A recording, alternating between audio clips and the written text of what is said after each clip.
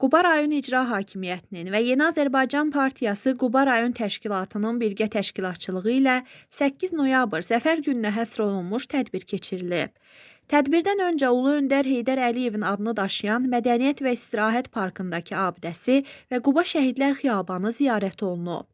Tədbirdə Quba rayon İcra Hakimiyyətinin başçısı İlqar Mahmudov, Yeni Azərbaycan Partiyası Quba rayon təşkilatının sədri Fidan Hüseynova, rayon İcra Hakimiyyətinin, Yeni Azərbaycan Partiyası Quba rayon təşkilatının məsul şəxsləri, rayonun hüquq mühafizə orqanlarının rəhbərləri, şəhid ailələri, qazilər, idarə, müəssisə və təşkilat rəhbərləri iştirak edib. Bugün zəfərimizin 5-ci il dönümünü qeyd edirik.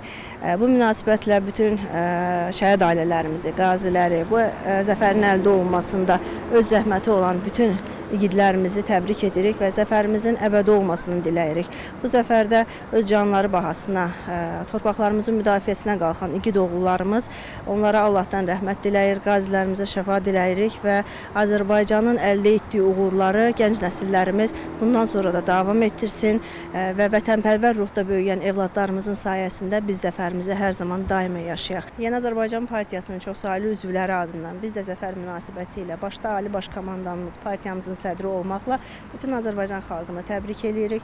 Zəfərimizin əbədi daim olmasını arzulayırıq. Tədbirdə çıxış edən Quba rayon İcra Hakimiyyətinin başçısı İlqar Mahmudov bildirdi ki, 8 noyabr zəfəri Azərbaycanın müasir tarixində dönüş nöqtəsi olmaqla yanaşı, ölkənin regiondakı strateji mövqeyini köklü şəkildə dəyişdirdi. Bu qələbə təkcə ərazi bütövlüyünün bərpası anlamına gəlmir. Siyasi, hərbi, diplomatik və iqtisadi aspektlərdən Azərbaycanın gücünün təsdiqi kimi dəyərləndirilir. Yeni Azərbaycan Partiyası Quba rayon təşkilatının sədri Fidan Hüseynova bildirib ki, Azərbaycanın qələbəsi təkcə hərbi deyil, eyni zamanda iqtisadiyyatın, səmərəli dövlət idarəçiliyinin, cəmiyyətin sıx birliyinin nəticəsi idi.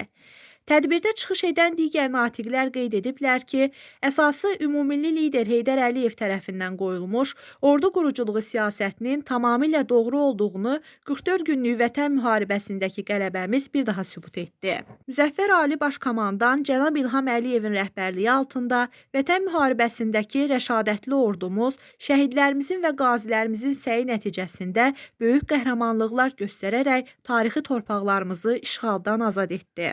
Çıxışlardan sonra tədbir ədəbi, bədii kompozisiya ilə davam edib. Nüşabə Baxşıyeva, Sahib Məmmədli, Çingiz Qədimov, xüsusi olaraq Dinas TV.